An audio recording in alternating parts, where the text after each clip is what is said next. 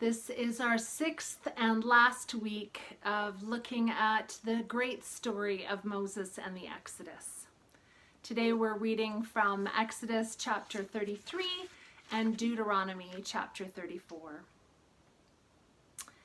Yahweh God said to Moses, "Go and leave this place, you and the people whom you have brought up out of the land of Egypt, and go to the land of which I swore to Abraham, Isaac, and Jacob, saying, 'To your descendants I will give it.' I will send an angel before you, and I will drive out the Canaanites, the Amorites, the Hittites, the Perizzites, the Hivites, and the Jebusites. Go up to a land flowing with milk and honey. But I will not go up among you, or I would consume you on the way, for you are a stiff-necked people." When the people heard these harsh words, they mourned, and no one put on any ornaments. Therefore the Israelites stripped themselves of their ornaments from Mount Horeb onwards. Moses took a tent and pitched it outside of their camp. He called it the tent of meeting. When he entered the tent, the pillar of cloud would descend and stand at the entrance of the tent, and Yahweh God would speak with Moses. So God used to speak to Moses face to face, as one speaks to a friend. Moses, having found favor with God, asks God to be physically present with them, so that the Israelites will be a distinct people, having a unique relationship with God. God agrees and even lets Moses catch a glimpse of God's glory. Moses and the Israelites had spent a year encamped at Mount Sinai. The books of Leviticus and Numbers tell of all that the people learned of how God wanted them to live as a holy people in relationship with God. Because the people rebelled against God, they were not permitted to enter the promised land until a new generation was grown up.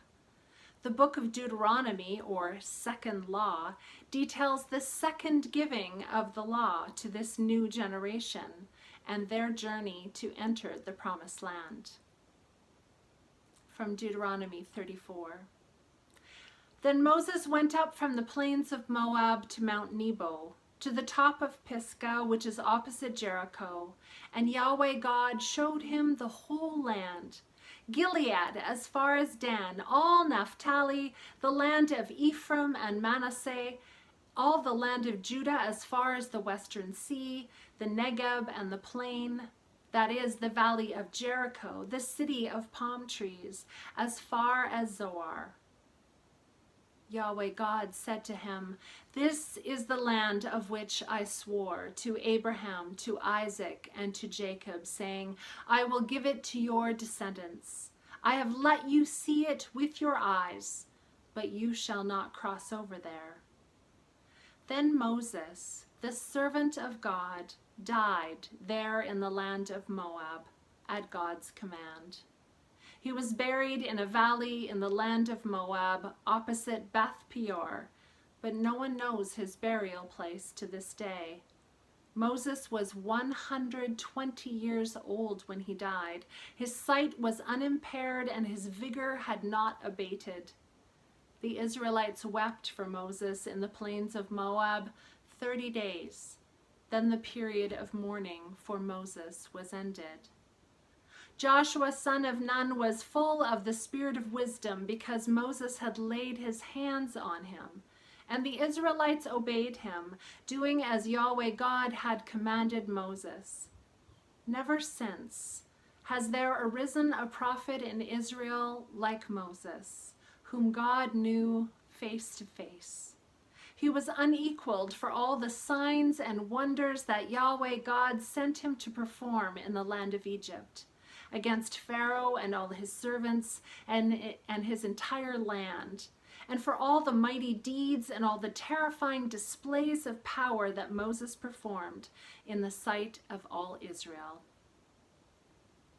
God still speaks to us through the words of the scriptures. Thanks be to God.